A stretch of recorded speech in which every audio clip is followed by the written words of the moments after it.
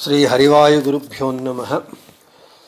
ओं वंदे विष्णुं नमामि श्रियमथ च भुवं ब्रह्मवायू च वंदे गायत्रीं भारतीं तामपि गरुडमनन्तं भजे रुद्रदेवं देवीं वंदे सुपर्णीं महिपतिदयितां वारुणीमप्युमान्ताम् इंद्रादीन् काममुख्यानपि सकलसुरान् तद्गुरून् मद्गुरूंश्च अभ्रमं भङ्गरहितं अजडं विमलं सदा आनन्दतीर्थमतुलं भजे तापत्रयापहं जलज्येष्ठनिभाकारं जगदीशपदाश्रयं जगतीतलविख्यातं जगन्नाथगुरुं भजे।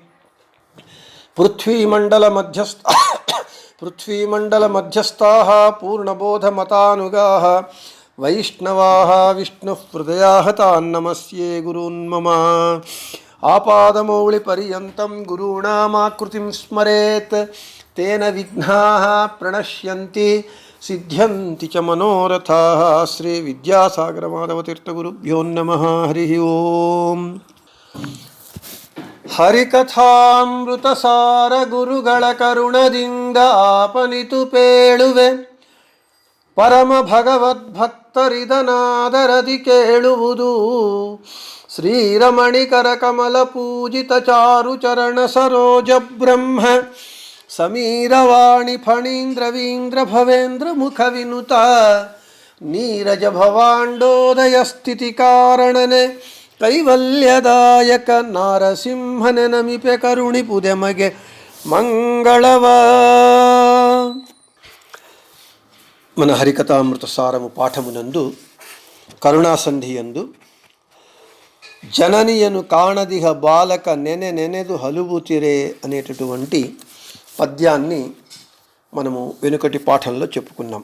ఈరోజు ಬಾಲಕನ ಕಲಭಾಷ ಜನನಿಯು ಕೇಳಿ ಸುಖಪಡುವಂತೆ ಲಕುಮೀಲೋಲ ಭಕುತರು ಮಾಡುತಿಹ ಸಂಸ್ತುತಿಗೆ ಹಿಗ್ಗುವನು ತಾಳ ತನ್ನವರಲ್ಲಿ ಮಾಡುವ ಹೇಳನವ ಹೆದ್ದೈವ ವಿದುರನ ಆಲಯದಿ ಪಾಲುಂಡು ಕುರುಪನ ಮಾನವನೆ ಕೊಂಡ. ಪದಚ್ಛೇದಂ. ಬಾಲಕನ ಕಲಭಾಷೆ ಜನನಿಯು ಕೇಳಿ ಸುಖಪಡುವಂತೆ ಲಕುಮೀಲೋಲ ಭಕುತರು ಮಾಡುತಿಹ ಸಂಸ್ತುತಿಗೆ ಹಿಗ್ಗುವನು ತಾಳ ತನ್ನವರಲ್ಲಿ ಮಾಡುವ ಹೇಳನವ ಹೆದ್ದೈವ ವಿದುರನ ಆಲಯದಿ ಪಾಲುಂಡು ಕುರುಪನ ಮಾನವನೇ ಕೊಂಡ. ప్రతిపదార్థం.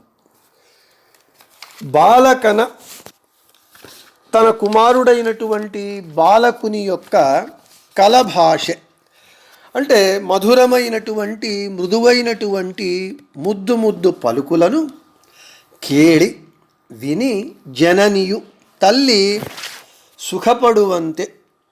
సుఖపడునట్లుగా సంతోషించునట్లుగా ఆ విధంగా లకుమీలోల లక్ష్మీలోలుడైనటువంటి స్వామి లక్ష్మీపతి భకుతరు తన భక్తులు మాడుతిహ చేయునటువంటి సంస్తుతిగే మంచి స్తోత్రమునకు ಹಿಗ್ಗುವನು అంటే పొంగిపోవును.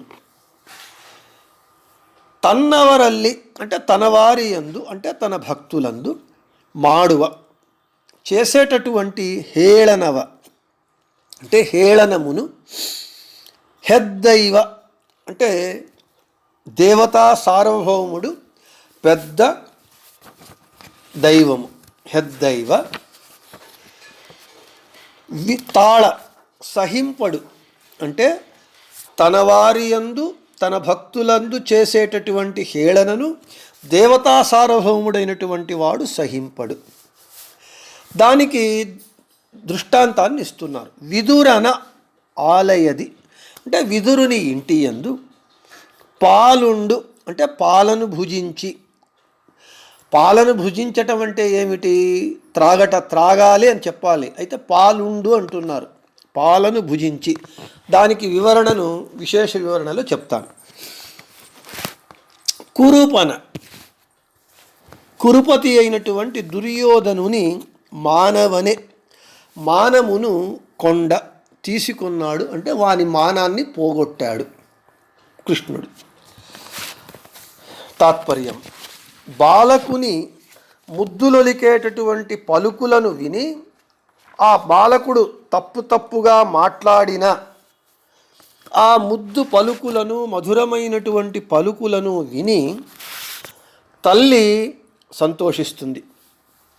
అదేవిధంగా లక్ష్మీపతి అయినటువంటి స్వామి భగవంతుడు తన భక్తులు చేసేటటువంటి అల్పమైనటువంటి జ్ఞానముతో చేసేటటువంటి తన స్తోత్రములను, ఆ స్తోత్రములో తప్పులున్నా, ఒప్పులున్నా, ఉచ్చారణ దోషములున్నా కూడా తన భక్తులు చేస్తున్నారు అని పొంగిపోతాడట భగవంతుడు.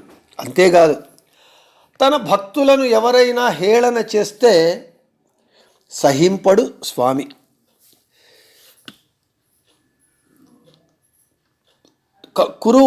కౌరవుల దగ్గరకు పాండవ దూతగా వెళ్ళి సంధి రాయబారిగా దుర్యోధనుడు చక్రవర్తి రాజు యొక్క రాజాతిథ్యాన్ని ఇస్తానన్నప్పుడు దుర్యోధనుని, ఎందుకంటే తన భక్తులను నిందించేటటువంటి వాడు, ద్వేషించేటటువంటి దుష్టుడు కాబట్టి దుర్యోధనుని ఆతిథ్యాన్ని తిరస్కరించి తన భక్తుడైనటువంటి సామాన్యుడైనటువంటి విదురుని ఇంటిలో పాలను భుజించాడు, పాలను తిన్నాడు అని తాత్పర్యం. ఇక విశేష వివరణను చూద్దాం. తల్లి తన చిన్న బిడ్డ మాటలు అప్పుడప్పుడే నేర్చుకుంటూ ఉన్నటువంటి బాలకుడు, చిన్న పిల్లవాడు, మాటలు సరిగా రాక తప్పుగా పలుకుతూ ఉంటాడు మాటలను. అయితే వాడు ఎంత తప్పులతో మాట్లాడినా ముద్దులు ఒలుకుతూ ఉంటుంది. ఆ మాటలు ముద్దులు ఒలికేటటువంటి పలుకులుగా అత్యంత మధురంగా తల్లికి ఉంటుంది. తల్లి విసిగించుకోకుండా తన బాలకుడు మాట్లాడేటటువంటి ఆ చిన్న మధురమైనటువంటి ముద్దులొలికే పలుకులను విని ఎవరు సంతోషించినా సంతోషించకపోయినా తల్లి మాత్రము సంతోషిస్తుంది. ఎందుకంటే తల్లి ప్రేమ అంత గొప్పది, కల్మషము లేనటువంటిది. అదేవిధంగా తన భక్తులు చేసేటటువంటి స్తోత్రములు, ఆ లకుమీలోలుడు లక్ష్మీపతి, సర్వోత్తముడైనటువంటి ఆ లక్ష్మీపతిని అతని భక్తులు ఎవరెవరు వారి యోగ్యతానుసారంగా వారు స్తోత్రం చేస్తూ ఉంటారు. ఆ స్తోత్రములలో తప్పులు చాలా ఉంటాయి, చప్పులు దొర్లుతూ ఉంటాయి, ఉచ్చారణ దోషాలు ఉంటాయి. అయితే భక్తితో తన భక్తులు అల్పమైనటువంటి జ్ఞానముతో చేసేటటువంటి స్తోత్రములకే స్వామి పొంగిపోతాడట. అది భగవంతునికి తన భక్తుల పట్ల ఉండేటటువంటి కారుణ్యము, వాత్సల్యము. అప్పుడు ఇక్కడ మనకు తన భక్తులు చేసేటటువంటి స్తోత్రాలకు భగవంతుడు పొంగిపోతాడు అనే దానికి భాగవత సప్తమ స్కందంలో ప్రహ్లాదుల వారి దృష్టాంతాన్ని ఇస్తూ ఉన్నారు. ఎవరు స్తోత్రం చేసినా, బ్రహ్మ గరుడ శేష రుద్రాదులు స్తోత్రం చేసినా శాంతము కానటువంటి నరసింహస్వామి 5 సంవత్సరాల బాలుడైనటువంటి ప్రహ్లాదుడు స్తోత్రం చేస్తే శాంతుడవుతాడు. అక్కడ బ్రహ్మ వచ్చి చెబుతాడు ప్రహ్లాదునికి, హే ప్రహ్లాద, మీ నాన్నను చంపడానికి మా నాన్న నరసింహునిగా అవతరించి వచ్చాడు, ఉగ్ర రూపుడై ఉన్నాడు, నీ కొరకు ఉద్భవించాడు స్తంభములో. కాబట్టి నీవు స్తోత్రం చేస్తే శాంతుడవుతాడు. స్తోత్రం చేయమన్నప్పుడు ప్రహ్లాదుడు స్తోత్రం చేస్తాడు. చేసినప్పుడు అంటే తన భక్తులు చేసేటటువంటి స్తోత్రములకు భగవంతుడు పొంగిపోతాడు అనే దానికి దృష్టాంతం ఇక్కడ.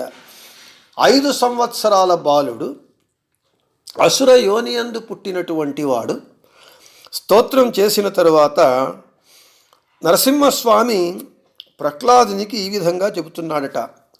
ప్రహ్లాద భద్ర బాహ్యతే ప్రీతో హంతే నరోత్తమ ఏతత్ కీర్తాయన్ మహ్యంత్య యోగీతమిదం నరః త్వాంచ మాంచ స్మరన్ కాలే కర్మబంధాద్ విముచ్యతే అని చెప్తున్నాడు. హే మంగళస్వరూపుడైనటువంటి దైత్య శ్రేష్ఠుడైనటువంటి హే ప్రహ్లాద, నీవు చేసినటువంటి స్తోత్రమునకు నేను చాలా ప్రీతుడయ్యాను. నీవు చేసినటువంటి ఈ నా స్తోత్రాన్ని ఎవరైతే పఠిస్తారో, ప్రాతకాలమునందు స్మరిస్తారో, నన్ను నిన్ను భగవంతుడైనటువంటి నన్ను భక్తుడైనటువంటి నిన్ను ఎవరైతే ప్రాతకాలమునందు స్మరిస్తారో, ఈ స్తోత్రాన్ని పఠిస్తారో, వాళ్ళు కర్మబంధము నుండి ముక్తులవుతారు అని సాక్షాత్తు నరసింహస్వామి ప్రహ్లాదునికి చెబుతున్నాడు. దానినే ఇక్కడ జగన్నాథదాసుల వారు చెబుతూ ఉన్నారు. బాలకన కలభాషకేళి ಜನನಿಯು ಸುಖಪಡುವಂತೆ ಲಕುಮೀಲೋಲ ಭಕುತರು ಮಾಡುತಿಹ ಸಂಸ್ತುತಿಗೆ ಹಿಗ್ಗುವನು. ఈ విధంగా భగవంతుడు ఆనందిస్తాడట తన భక్తులు చేసేటటువంటి స్తోత్రమునకు. అంటే వారేమో అద్భుతంగా ఎవరూ చేయని విధంగా స్తోత్రం చేశారు అని కాదు. తల్లి ఏ విధంగా సంతోషపడుతుందో బాలకుని మాటలకు, ముద్దులొలికే పలుకులకు, అదేవిధంగా తన భక్తుల మీద ఉన్నటువంటి వాత్సల్యము చేత తల్లి వాత్సల్య సదృశమైనటువంటి వాత్సల్యము భగవంతునికి తన భక్తుల పట్ల ఉండటం చేత వారు చేసేటటువంటి అల్ప జ్ఞానయుక్తమైనటువంటి స్తోత్రమునకే స్వామి పొంగిపోతాడు, సంతోషిస్తాడు అని మనకు చెబుతున్నారు. ఇక తన్నవరల్లి ಮಾಡುವ ಹೇಳನವ ತಾಳ ಹೆದ್ದೈವ. తన భక్తులను ఎవరైతే ద్వేషిస్తారో లేదా తన భక్తులను ఎవరైతే హేళన చేస్తారో వారిని భగవంతుడు క్షమించడుగాక క్షమించడు అని మనకు చెప్తున్నారు. అయితే భగవంతుడు తన భక్తులను అనుగ్రహించటము, దాని మూలంగా రక్షించటమే కాకుండా తన భక్తులను ఎవరైనా హేళన చేస్తే వారిని క్షమించడు. ఎందుకంటే భక్తులు తనవారైనటువంటి తన భక్తులైనటువంటి వారిని ఎవరు హేళన చేసినా, వారికి ఇబ్బంది కలిగించినా, వారిని ద్వేషించినా భగవంతుడు వారిని క్షమించడు, వారిని సహించడు అని చెప్తున్నారు. దీనికి దృష్టాంతము భాగవతంలో అంబరీషోపాఖ్యానం. అంబరీషుడు ఏకాదశి ఉపవాసము చేసి ద్వాదశి పాలన చేయాలి. అప్పుడు దూర్వాసుల వారు శిష్యులతో పాటుగా వస్తారు. అప్పుడు వారు ఆతిథ్యాన్ని స్వీకరించమని చెప్పినప్పుడు ఆన్నికాదులు ముగించుకొని వస్తాము అని వాళ్ళు నదికి వెళతారు. ఎంతసేపు అయినా రారు. ద్వాదశి ఘడియ ముగిసిపోతూ ఉంటుంది. అప్పుడు పండితులతో చర్చించి తీర్థపారణ చేస్తారు. అయితే దూర్వాసుల వారు వచ్చి నన్ను వదిలి నీవు తీర్థపారణ చేశావు అని చెప్పి కోపగించుకొని అతని మీద ఒక దుష్ట శక్తిని ప్రయోగిస్తే భగవంతుడు తన భక్తుడైనటువంటి అంబరీషుని కొరకు ఉంచినటువంటి సుదర్శన చక్రము ఆ దుష్టశక్తిని సంహరించి దూర్వాసుల వారి వెంట పడుతుంది. అప్పుడు దూర్వాసుల వారు బ్రహ్మ రుద్రుల లోకానికి వెళ్ళి వారిని ప్రార్థిస్తే వారు ఇది భగవంతుని సుదర్శన చక్రము, మేమేమీ చెయ్యజాలము చెయ్యలేము అని చెప్పినప్పుడు వైకుంఠానికి వచ్చి భగవంతుణ్ణి ఆశ్రయించినప్పుడు భగవంతుడు చెప్తాడు, హే ద్విజ అహం భక్తపరాధీన అస్వతంత్రమివ. హే బ్రాహ్మణ, నేను భక్తపరాధీనుణ్ణి. భక్తుల విషయంలో నేను అస్వతంత్రుని వలె ఉంటాను. నేను అస్వతంత్రుణ్ణి కాదు, భక్తుల విషయంలో నేను అస్వతంత్రుని వలె ఉంటాను. కాబట్టి నీవు వెళ్ళి నా భక్తుడైనటువంటి ఆ అంబరీషుణ్ణే పోయి ఆయన దగ్గరే నీవు ఆయననే ప్రార్థించు అన్నప్పుడు వెళ్ళినప్పుడు అప్పుడు అంబరీషుల వారు సుదర్శన చక్రాన్ని ప్రార్థిస్తారు. సుదర్శన చక్రము శాంతిస్తుంది. ఇక్కడ దూర్వాసుల వారి కంటే అంబరీషుడు పెద్దవాడని కాదు అర్థం. అక్కడ భగవంతుని తత్వము, భక్తి తత్వాన్ని నిరూపించేటటువంటి ప్రసంగము, ఉపాఖ్యానం ఇది. భగవంతుడు చూపిస్తూ ఉన్నాడు, తాళ తన్నవరలి మాడువ హేళనవా. తన భక్తులకు ఎవరు అపచారం చేసినా, ఎవరు ఇబ్బంది కలిగించినా, వారిని హేళన చేసినా వారిని సహించడు అని జగత్తునకు, జగతికి చూపించటానికి ఇక్కడ అంబరీషోపాఖ్యానము మనకు భాగవతంలో అత్యంత ఉదాహరణ.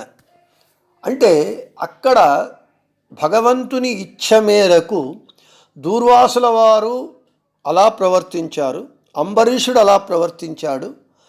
అక్కడ అంత మాత్రము చేత అంబరీషుని కంటే దూర్వాసుడు పెద్దవాడని కాదు, కేవలము భగవంతుని సంకల్పానుసారము లోకానికి ప్రకటింపజేయటానికి, నా భక్తులకు ఎవరు అపచారం చేసినా వాళ్లను నేను సహించను అని లోకానికి ప్రకటింపచేయడానికి జరిగినటువంటి ఉపాఖ్యానం అది.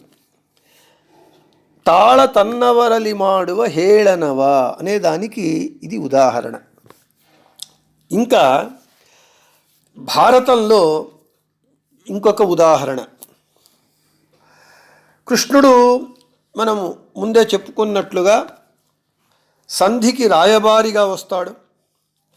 వచ్చినప్పుడు దుర్యోధనుడు రాజు, చక్రవర్తి ఏమి పెద్ద ఆతిథ్యాన్ని రెడీ చేసి ఉంటాడు, అంతా సిద్ధపరిచి ఉంటాడు. కృష్ణుణ్ణి పిలుస్తాడు, హే కృష్ణ, నీవు నా ఇంటికి భోజనానికి రమ్మని పిలుస్తాడు. తాళ తన్నవరలి మాడువ హేళనవ అనే దానికి ఇది ఒక మంచి ఉదాహరణ. అప్పుడు కృష్ణుడు అంటాడు, నేను మీ ఇంటిలో భోజనము చెయ్యను. ఎందుకయ్యానంటే ద్విషన్నం న భోక్తవ్యం ద్విషంతం నైవ భోజనయేత్. భగవంతుని ద్వేషుల ఇంటిలో భోజనము చెయ్యరాదు. అటువంటి భగవద్వేషులను మన ఇంటికి భోజనానికి పిలిచరాదు, వాళ్ళను పిలవరాదు. ఇది నీతి శాస్త్రం. కాబట్టి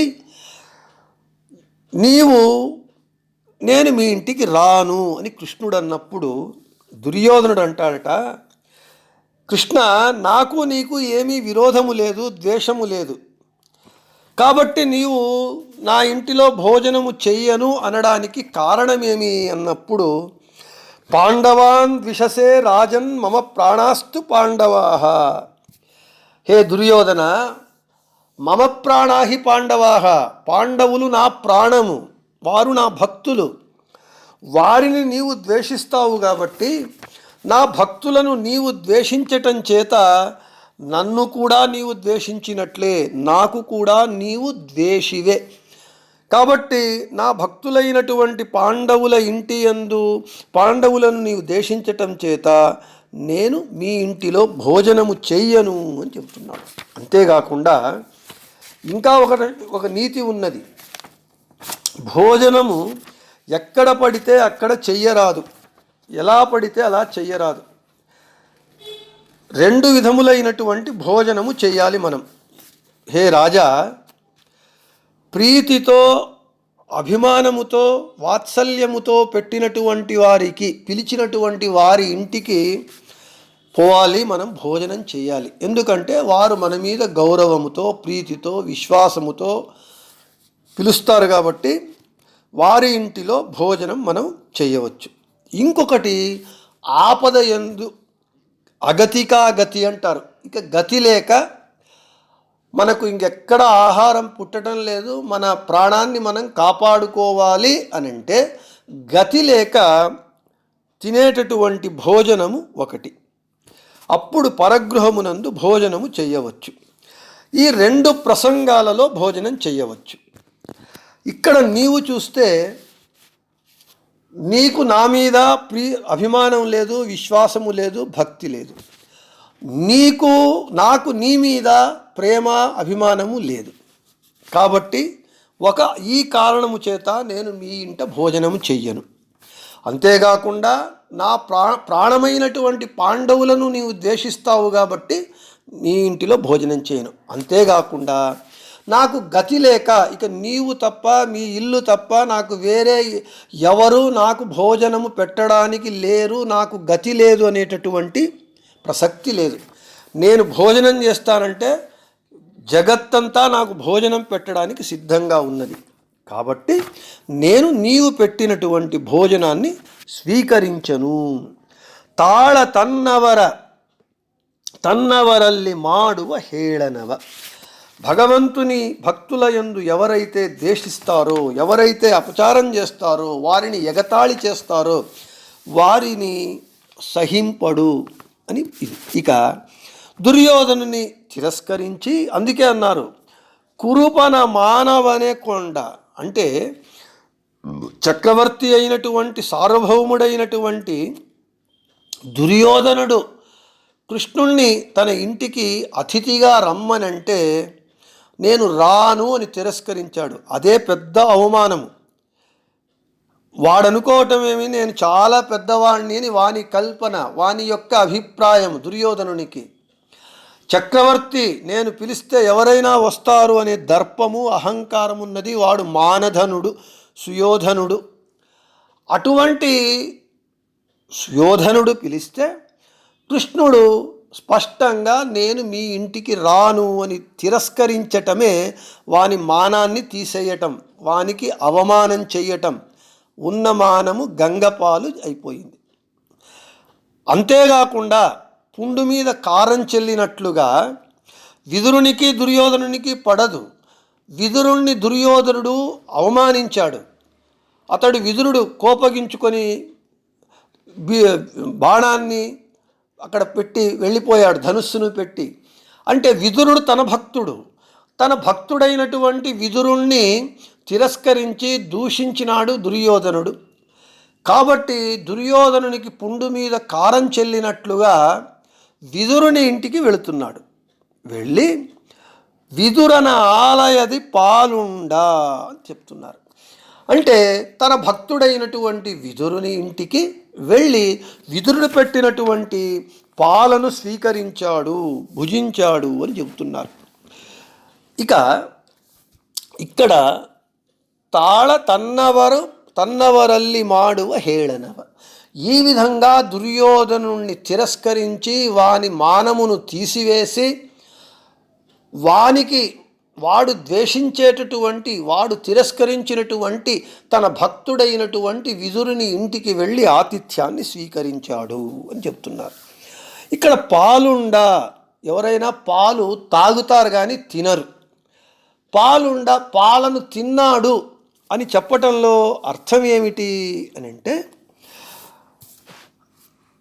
పాలుండా అంటే పాలు తాగినాడు అని చెప్పకుండా పాలుండా అంటే పాలను తిన్నాడు అని చెప్పటం చేత ఉపలక్షణతయ పాలతో పాటుగా ఆ విదురుడు చేసినటువంటి శుచికరమైనటువంటి గుణవంతకరమైనటువంటి ఆహార పదార్థాలను భుజించాడు అని భారతంలో ఉద్యోగ పర్వంలో స్పష్టంగా చెబుతూ ఉన్నారు. చూడండి, తతః క్షత్తా అన్నపానాని శుచీని గుణవంతి చ ఉపహరదనేకాని కేశవాయ మహాత్మనే తైస్తర్పయిత్వా ప్రథమం బ్రాహ్మణాన్ మధుసూదనః వేదవిద్భ్యో దదౌ కృష్ణః పరమద్రవిణాన్యపి తతో అనుయాయిభిః సార్ధం మరుద్భిరివ వాసవః విదురాన్నాని భూజే శుచీని గుణవంతి చ. అంటే పాలు తిన్నాడు అని చెప్పటం చేత ఉపలక్షణతయా పాలతో పాటుగా శుచికరమైనటువంటి శుభ్రమైనటువంటి గుణవంతమైనటువంటి ఆహారాన్ని భుజించాడు అని మనకు స్పష్టంగా చెబుతూ ఉన్నారు. దానిని భారత భాగవతము అన్నిటినీ చదివి ఔపోసన పట్టినటువంటి మహాపండితులు కాబట్టి జగన్నాథదాసుల వారు ఇక్కడ పాలుండు అని ఆ పాలను తిన్నాడు అనే ఒక్క చిన్న పదము చేత భారతంలో ఉద్యోగపరంలో చెప్పినటువంటి ఆ ప్రసంగాన్ని ఇక్కడ మనకు చెబుతూ ఉన్నాడు. నీకరిసి భక్త అపరాధ సహిష్ణు సంధి ముందు హరికథామృతసారంలో వస్తుంది. నీకరిసి కురుపతియ భోజన స్వీకరిసిదను విదురన ఔతణ బాకుళిక నందదలి తోరిద భక్తవత్సలను. ముందు వచ్చేటటువంటి భక్తాపరాధ సహిష్ణు సంధి యందు విదురుని ఔతణము అంటే ఆతిథ్యము, పాలను ఇవ్వటం అనేటటువంటిది ఆతిథ్యం కాదు. ఔతణము అంటే ఆతిథ్యము, భోజనాన్ని కృష్ణుడు స్వీకరించాడు.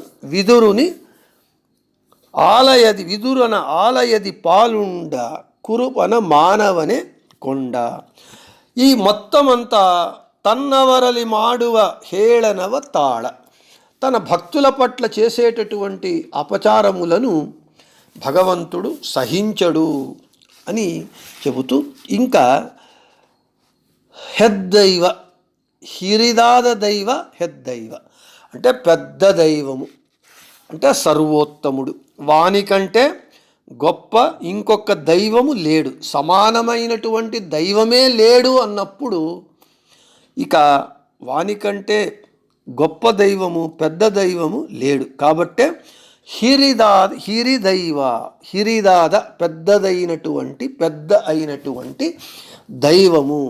ఈ హిరిదాద దైవము అనేటటువంటిది భగవంతుని సర్వోత్తమత్వాన్ని ప్రతిపాదిస్తూ ఉన్నది. కాబట్టి ఈ పద్యమునందు మనకు భగవంతుని పట్ల ఉండేటటువంటి వాత్సల్యాన్ని, భగవంతుని యొక్క కరుణను భక్తుల పట్ల ఉండేటటువంటి దానిని ఈ ఒక పద్యమునందు ఇదొక రీతిగా భగవంతుని యొక్క కారుణ్య విశేషాన్ని, వాత్సల్య విశేషాన్ని సుందరంగా హృద్యంగమంగా జగన్నాథదాసుల వారు వివరించినారు అని చెప్పిన చోట ఈ పద్యాన్ని ముగిస్తూ ఇక మనము రేపటి పాఠమునందు ఇంకొక ముందటి పద్యాన్ని చెప్పుకుందామని చెబుతూ స్మరిసు అవర అపరాధగళతా స్మరిస అనేటటువంటి పద్యాన్ని చెప్పుకుందామని చెబుతూ శ్రీకృష్ణార్పణమస్తు, మధ్వేషార్పణమస్తు, అందరికీ శుభమస్తు.